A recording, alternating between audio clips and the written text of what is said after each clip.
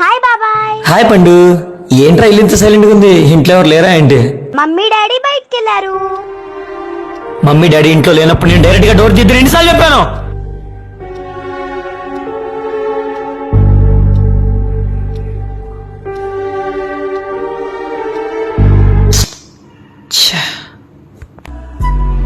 అలా కాదమ్మా, బయట సొసైటీ మనం ఊహించినంత మంచిగా ఏం లేదు.